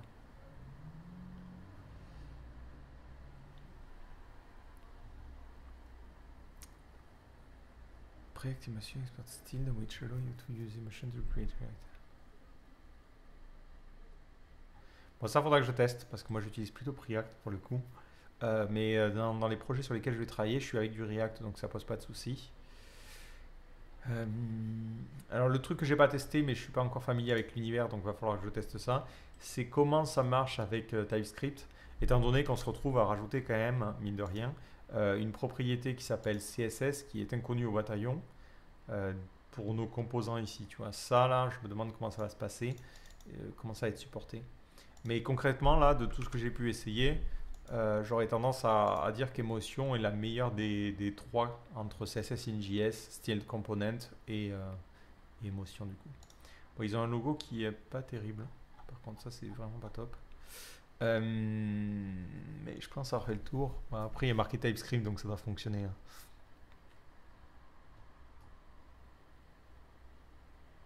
Si vous avez d'autres librairies CSS in JS que vous aimez bien et que vous avez envie que je teste, n'hésitez pas à me faire un petit commentaire. Moi, je pense que je vais rester sur celle-là. Je vais la présenter sûrement dans les semaines qui viennent. Faut juste que je résolve le tout petit souci que j'avais sur la composition avec le theming.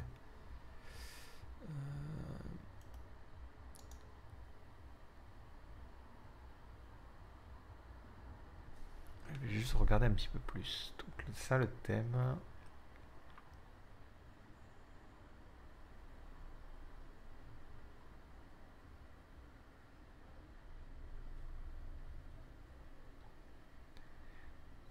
A React component that pass the theme object down the component tree via context. Additional time provider. Ok, which theme? A higher order that provides the current theme as a prop to the wrapped child and that listen to chain. Ok, donc là, ça te permet d'avoir un composant qui prend en paramètre. Par contre, ils n'ont pas mis à jour la doc parce que c'est encore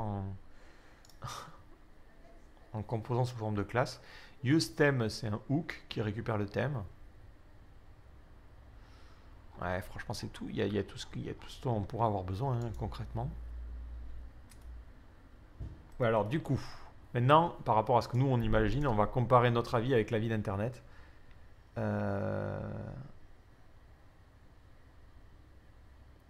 Oui, ainsi on a à peu près les mêmes conclusions en fait. Non, en fait, ce que j'aurais bien aimé, c'est avoir un système qui compile quand même en CSS. Mais oui, c'est difficile à imaginer.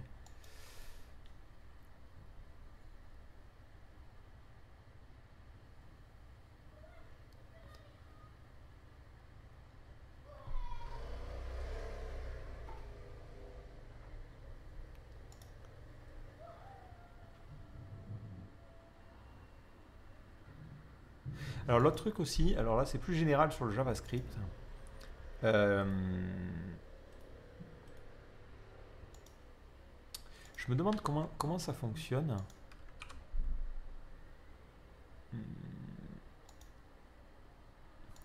Donc là on va réactualiser la page. Et ce que je vais faire, c'est que je vais foutre un point d'arrêt ici. Là. Et en fait ma question c'est, alors on avance d'un cran, on va dans la fonction. Comment ils injectent du... Ah oui non mais là je suis con, ça va pas marcher parce que je suis en dev. New API inject CSS in style. Voilà, c'est ça là. Ça a été créé quand ça? CSS insert rule method insert a new CSS rule into the current style sheet with some restrictions. Rule, a DOM string containing the rule to be inserted. What the insert rule must contain depend on the style a rule set both in here at rule. A positive integer than or equal to CSS rule.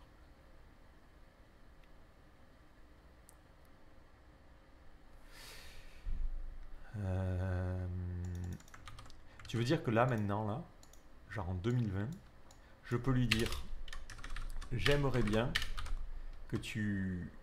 Ah, il te faut quand même un style. Donc on fait un const element, enfin style, égale document.head, .append child. On va faire un const style égale document.createElement et on crée une balise style. Et on l'ajoute là. Et ensuite, je peux genre faire un style et lui dire tiens, j'aimerais bien rajouter une règle sur le body et on aurait un background de .red. Genre, ça fonctionnerait tout seul, quoi.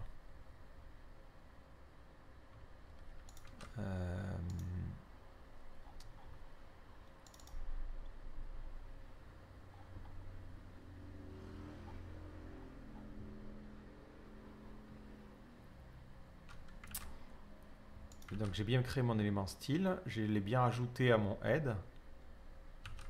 Ah, donc là c'est style.sheet. Ok, donc là, oh punaise, désolé pour vos yeux, on va mettre yellow, non ça va être pire, gray. Ok, et là c'est ça là, ce fameux truc qu'on va voir dans le head. On va voir notre style ici. Ouais, c'est ça. Et en fait, tu vois pas les styles qui sont dedans. C'est marrant. Bon, par contre, ouais, effectivement, il y a eu la correction. Et maintenant, Chrome, lui, il le voit. Et il le voit, il te l'affiche dans le Constructed Style Sheet. Ouais, mais pourquoi personne n'a jamais fait ça? C'est récent, ce truc-là.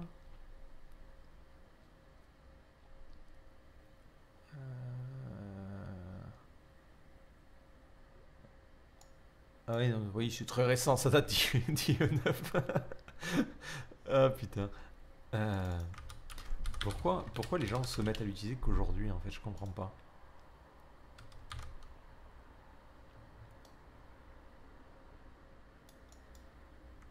Qu'est-ce qui a changé qui fait qu'aujourd'hui on le voit? Est-ce que c'est juste parce que les mecs se disent en fait ça c'est pas mal et...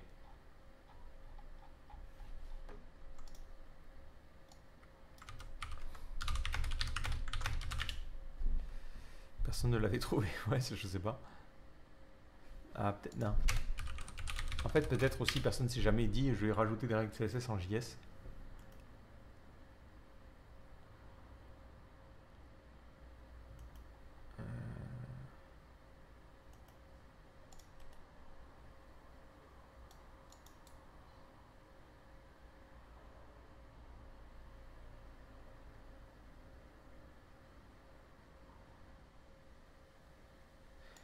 Bon, après, le vrai problème, j'imagine, c'est que faut te souvenir des règles que tu as insérées pour pouvoir les enlever si tu en as envie, quoi.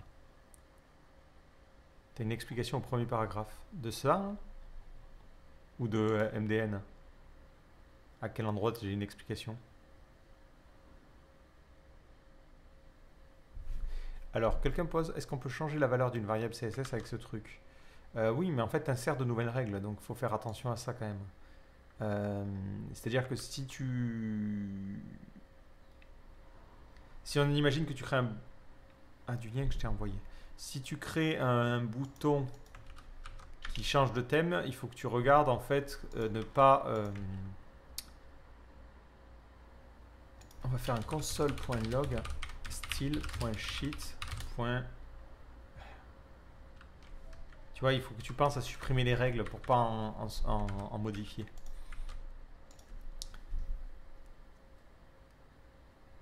It has always been possible to create stitch, however the process... Putain, merde. Alors, voilà, on va... The process has historically been to create a style element using the linear, and then access its sheet property to obtain a reference to underlining instance. This method can...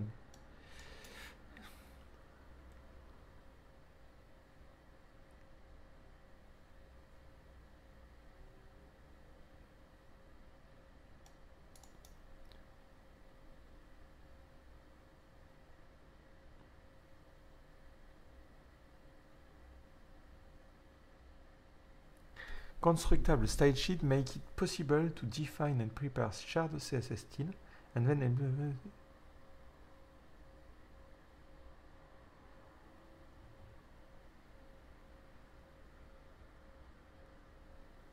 Oui, mais en fait la question c'est pourquoi c'est devenu populaire.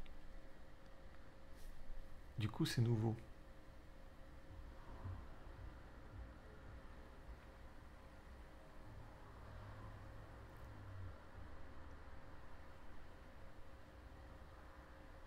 De quoi c'est nouveau?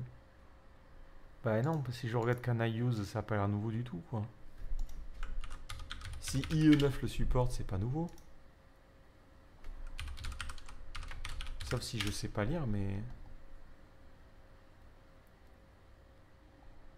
Le fait que index soit nouveau, c'est peut-être ça qui a déclenché. C'est le fait de pouvoir gérer mieux les suppressions. Parce que d'après ce que je vois là, l'index is optional. Non, c'est le fait que l'index soit optionnel qui est nouveau. Mais l'index devait déjà être supporté avant.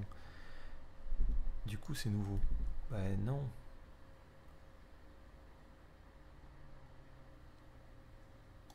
On est d'accord, hein, c'est pas moi qui suis fou.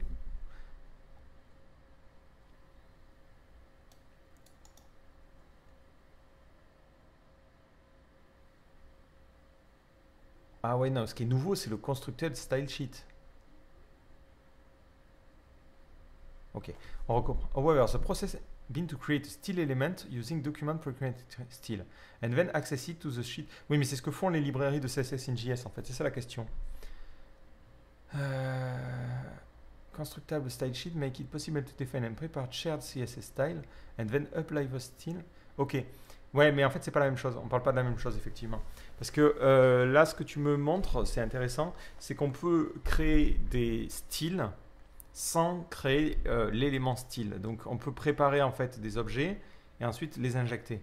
Mais ce que font les frameworks de CSS in JS, en tout cas Emotion d'après ce que j'ai vu, c'est qu'ils injectent quand même dans le head une balise style. Mais là, c'est intéressant dans le cadre des custom elements. Par exemple, ce que je fais sur GraphiCart, pour certains éléments, ça pourrait être amélioré du coup. Alors, je ne sais pas si je vais en trouver un en l'occurrence, mais... Assets, Elements. Par exemple là, non, je vais prendre le seul truc où c'est pas le cas, sympa. Peut-être là. Voilà, moi ce que je fais ça, c'est que je fais un build de style et je construis cette balise de style. Et ça, en fait, ça pourrait être clairement amélioré avec cette nouvelle API.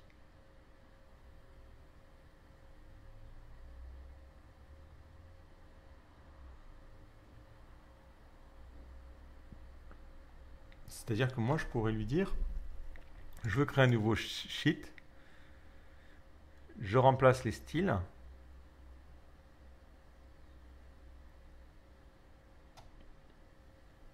et comment tu les appliques après?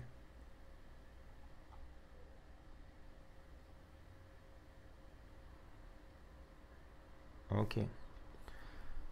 Ouais, bon, c'est un peu compliqué là. Là, je vous avouerai que je sature pour ce matin. Bon, ben sur ce, les gens, on a découvert un peu le CSS in JS, on a testé un petit peu ça, on a vu que ça pouvait être cool, on a vu que ça c'était un peu compliqué à setup. Et bah, du coup, je vous dis bah, peut-être à demain ou ce soir si je joue un petit peu sur Fall Guys. D'ailleurs, j'ai fait ma première victoire, c'est bon. Bah, je vous dis à toutes. Ciao!